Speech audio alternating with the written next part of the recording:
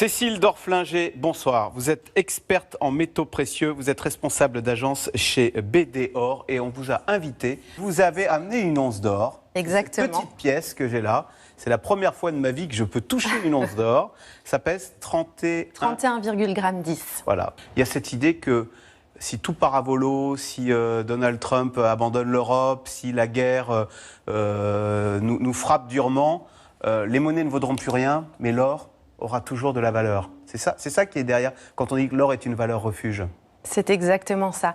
Avec cette pièce d'or, avec un lingot, avec un lingotin, vous pourrez toujours échanger, monnayer, troquer, vous déplacer, avoir une contrepartie, puisque l'or remplace n'importe quelle monnaie, n'importe quelle devise à l'international. Et d'ailleurs, les Russes ne veulent plus dépendre de l'or parce qu'ils ont trop peur, ne veulent plus dépendre du dollar aussi. Oui, beaucoup de pays se désengagent, se dédouanent du dollar, puisqu'effectivement, il faiblit.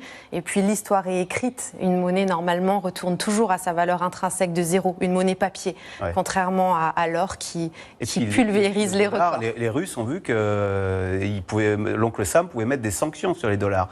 Alors que ça sera toujours accepté, l'or. Toujours accepté. Vous pourrez toujours obtenir de quoi vous déplacer, vous nourrir avec une pièce d'or. Et alors, vous avez amené un trésor. Hein, ça, c'est la moitié d'un lingot. Donc, c'est 42 000 € aujourd'hui. Alors, moi, je le prends dans la main. On est très surpris du poids. C'est la densité. Voilà. Alors, c'est 500 grammes, je l'ai dit. Mais on est étonné que quelque chose d'aussi petit pèse aussi lourd et vaille autant. Ça, c'est le prix d'une voiture. C'est le prix d'une voiture aujourd'hui, 42 000 €. Vous avez entre les mains un beau trésor, un demi-lingot qui vous permet effectivement, si vous n'avez pas la capacité d'acquérir 1 kilo, de pouvoir fractionner en 250 grammes, en pièces d'or, d'acquérir des produits que vous pouvez facilement remettre de main en main à vos enfants de votre vivant. Alors s'il y a des vendeurs, ça veut dire qu'il y a des acheteurs. Est-ce que vous avez également des particuliers qui viennent vous voir et qui achèteraient de l'or? Et si oui, pour quelles raisons? Ils achètent de l'or parce qu'ils n'ont pas forcément confiance aujourd'hui dans le système monétaire.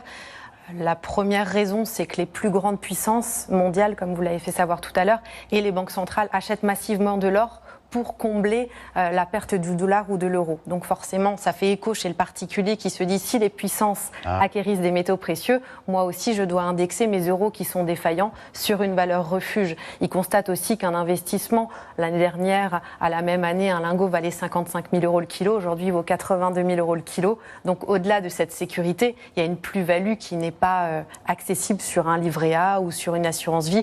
Les assurances-vie, qui plus est, sont plus difficiles à récupérer, à fractionner. Et l'or, vous détenez quelque chose de palpable. Vous n'avez aucun intermédiaire. Alors l'or, et ça fascine. Est-ce que les gens sont ravis de se dire, tiens, ça c'est un petit lingotin. Celui-là, il pèse combien? 250 grammes. Ouais. Et donc ça, déjà, ça vaut 20 000 €. Hein. Un petit peu plus, 22 000 €. Et on peut acheter il y a le louis d'or, le fameux les 20 francs Napoléon. Vous avez le Napoléon, vous avez des lingotins plus petits. Vous avez les lingotins d'une once, de 10 grammes, de 5 grammes. Ils sont propriétaires de ces métaux, ils peuvent les palper. Un compte bancaire, une écriture, demain, un bug Internet, une coupure d'électricité, je ne peux plus faire de virement, je ne peux pas aller retirer mon argent. Et puis si demain la monnaie papier ne vaut plus rien, j'ai entre les mains quelque chose, je peux l'avoir sur moi, c'est physique, c'est palpable. Une écriture, aujourd'hui, ça reste très abstrait pour eux. Donc d'avoir de leur physique entre les mains, c'est rassurant tout de même.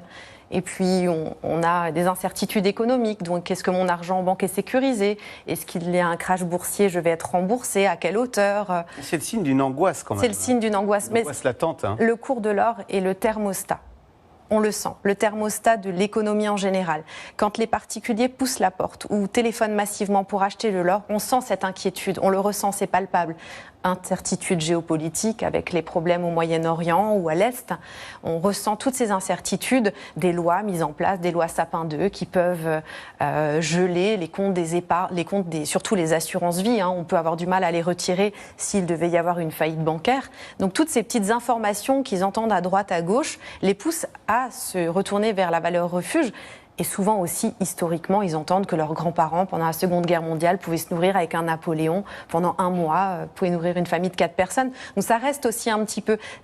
on avait un petit peu peut-être perdu parce que les nouvelles technologies, ces monnaies virtuelles, tous ces comptes bancaires qu'on peut ouvrir, avaient peut-être un petit peu pris le pli. Mais aujourd'hui, on revient à ce sens premier, d'avoir quelque chose entre les mains qu'on peut échanger, monnayer, troquer. En tous les cas, merci d'être venu nous en parler. Avec grand plaisir. Cécile Dorflinger, donc responsable d'agence chez BD Or.